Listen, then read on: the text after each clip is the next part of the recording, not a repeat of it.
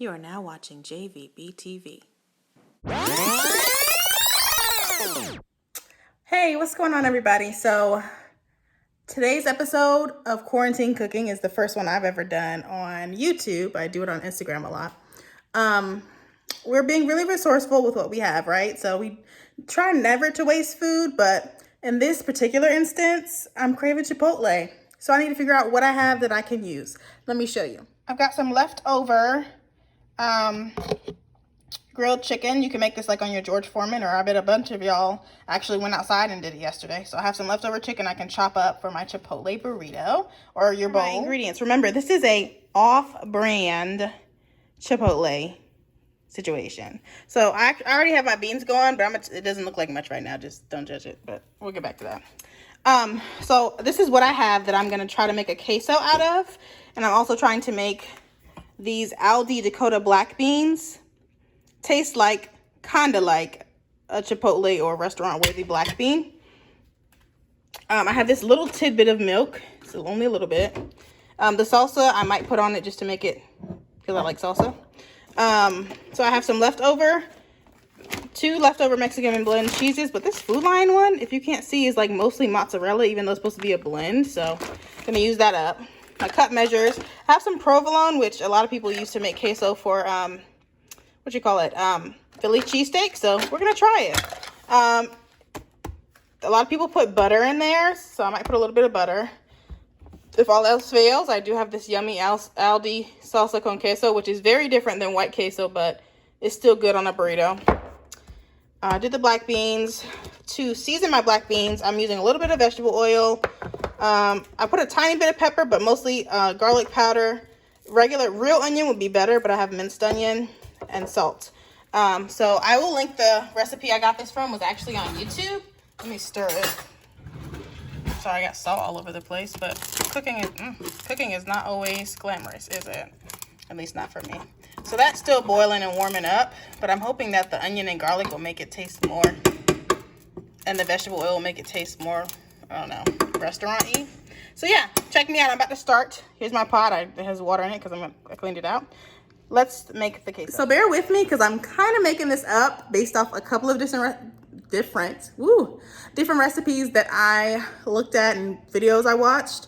We're gonna see if I can make a white queso that tastes good and is fairly thick. My timer on my microwave to 3 minutes, counting down. And I have started the process. I had to put flour, butter, and whisk in some milk. And in about a couple minutes, it's supposed to make a creamy sauce, and then I add the cheese. So let's see. Let's check on our black beans. They're bubbling up pretty nice. Ooh, it's kind of thick. So I'm going to post the recipe for both of these that I got, one on a blog and one on YouTube, and the link to it so you can see, but this is just me attempting it. So I'm not going to go into great detail because I got to make sure I do it right, but I'm coming back. Okay, y'all, forgive me. I have the most dishes in the world. I could have definitely used a better spoon, but it's starting to get thick and make a little sauce. And so when the timer goes off, I'm going to stop making all that noise. It's making a sauce. See the thickness. It's a little bit thicker. So now when we add the cheese, oh baby, it's going down. Okay, so here's all the fun part. Adding all the cheese.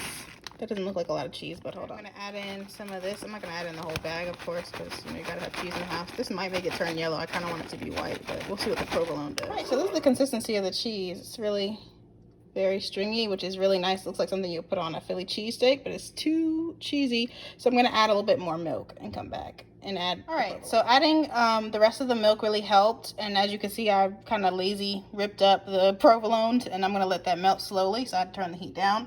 And then I'm gonna come back and assemble my burritos because my beans are done. You know how they get that little film on top. That's yucky, but anyway. I added garlic powder, salt, pepper,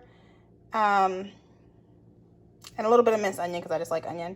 And the provolone really melted quickly. So let's assemble our burrito. All right, everybody. I got my queso. I got lettuce, tomato, black bean, and I got shredded up my chicken.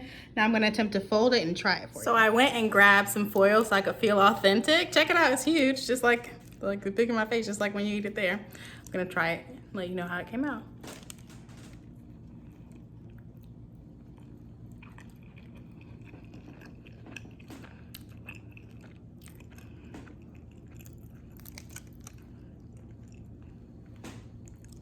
This is delicious. All right, so thanks for watching my little off-brand DIY Chipotle burrito.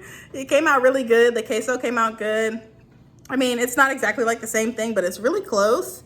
And so if you're craving it, try it. I mean, most people have the stuff at home, or at least have the chicken and some cheese at home. So give it a try. I love it. The rest of the queso will be made. I'll probably make a burrito for my husband and then maybe have some nachos. But yeah, I'm going to link all of the recipes down below, the YouTube channels, the link to the blog where I got the queso recipe from, and the black bean recipe I got from YouTube.